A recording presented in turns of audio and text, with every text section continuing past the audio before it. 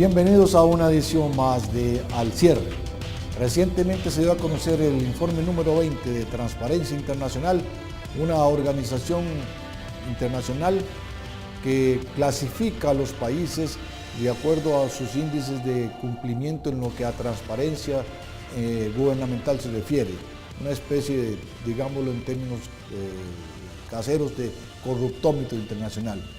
Para analizar este documento tenemos el privilegio de contar con el analista internacional y miembro de la prestigiosa organización Cato, Juan Carlos Hidalgo, a quien le damos la bienvenida. Saludos, Juan Carlos.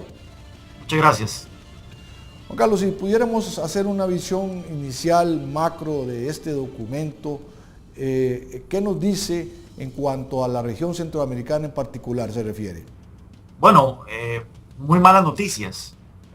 Los países centroamericanos salen bastante mal posicionados en este índice.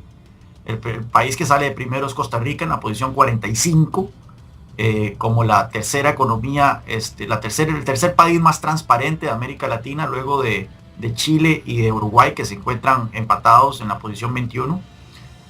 Pero entonces hay que caer hasta el puesto 47 para ver a Costa Rica, y luego de eso hay que ir hasta el puesto 80, donde está El Salvador, Panamá en el puesto 94, Guatemala en el puesto 115, Honduras en el puesto 126 y Nicaragua en el puesto 133. Esto es una imagen bastante deprimente de el tema de la corrupción y la transparencia en América Central. Recordemos de que este informe se hace a partir de las percepciones, y así es como se llama el informe de Transparencia Internacional, informe de percepción de corrupción, es decir, a través de entrevistas y consultas con empresarios, con miembros de la sociedad civil, etcétera, más o menos se calcula cuál es la incidencia de la corrupción en los distintos países.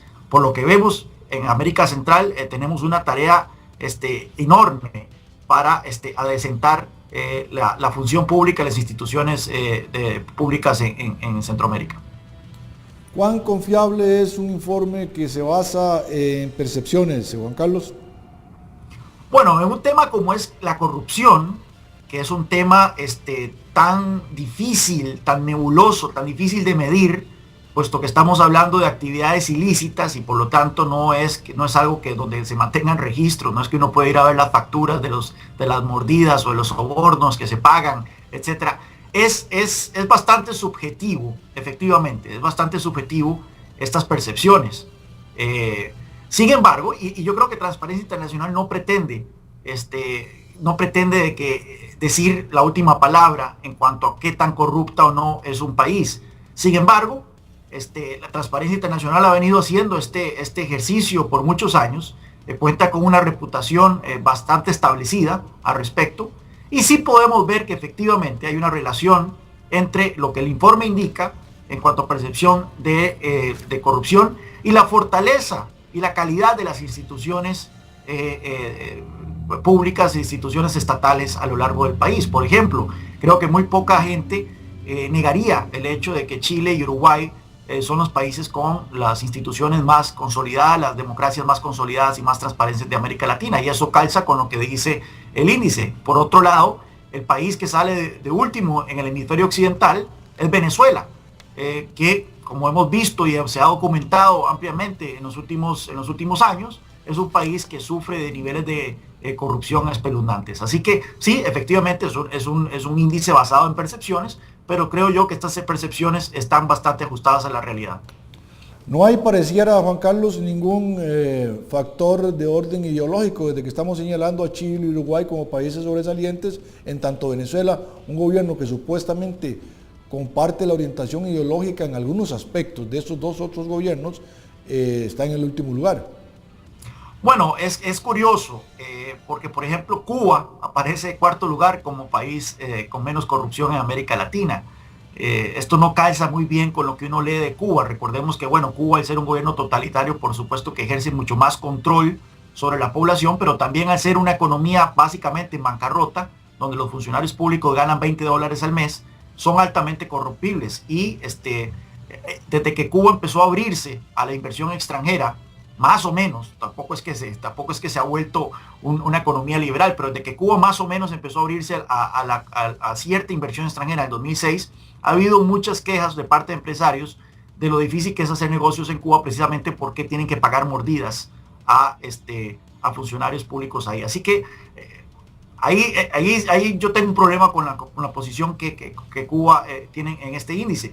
Pero lo que sí podemos ver, si nosotros comparamos un índice que nosotros copublicamos aquí en Estados Unidos, que es el índice de libertad económica, que mide la libertad económica de los diferentes, de 152 países alrededor del mundo, lo que hemos podido notar a lo largo de los años es que las economías con mayor libertad económica tienden a ser las economías con menor grado de corrupción.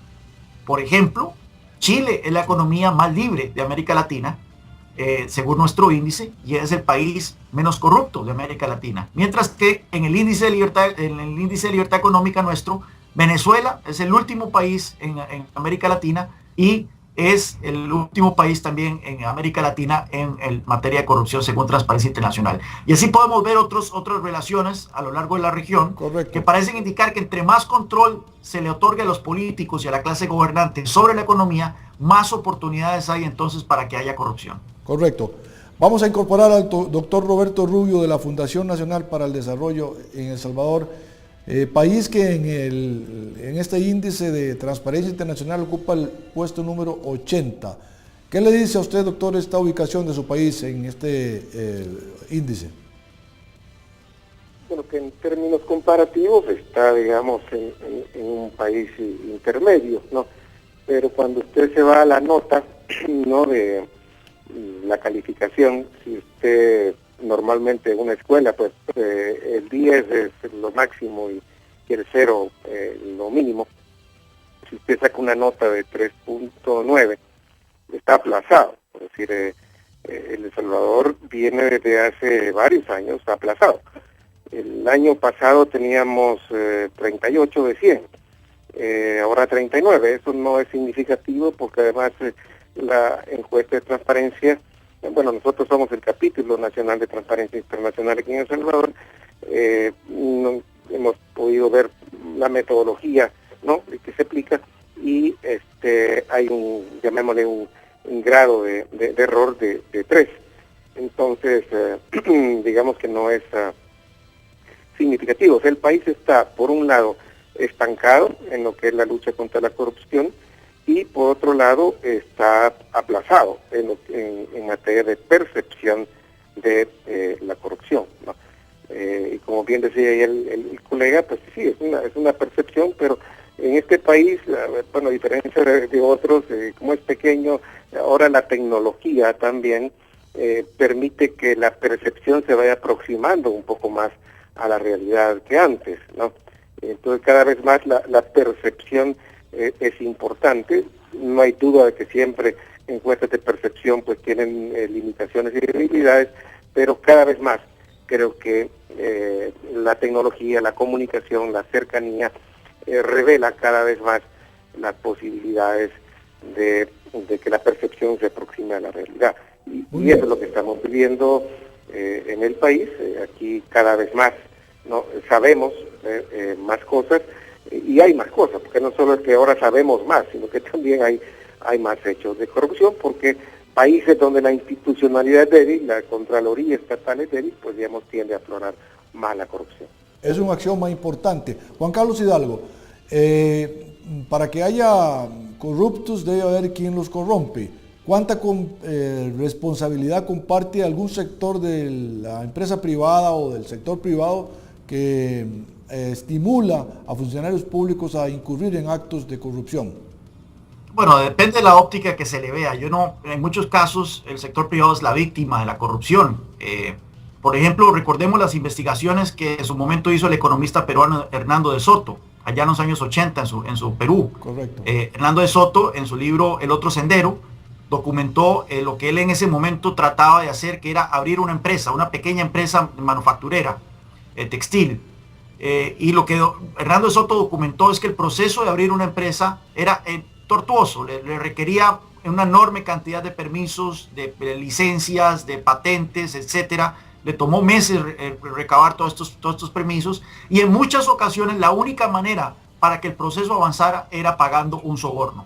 Entonces ahí yo no culpo a un sector productivo que la única manera para que lo dejen en paz, la única manera para sobrevivir es teniendo que pagar este tipo de sobornos o de pagos por debajo de la mesa que son lamentables y no deberían de existir. Entonces, la solución a eso es precisamente limitar la cantidad de intervenciones que tienen los políticos en la economía, desregular la economía de tal forma que abrir un negocio no tome 60 días, por ejemplo, como es el caso en Venezuela, y que más bien tome un día, como es el caso de Nueva Zelanda.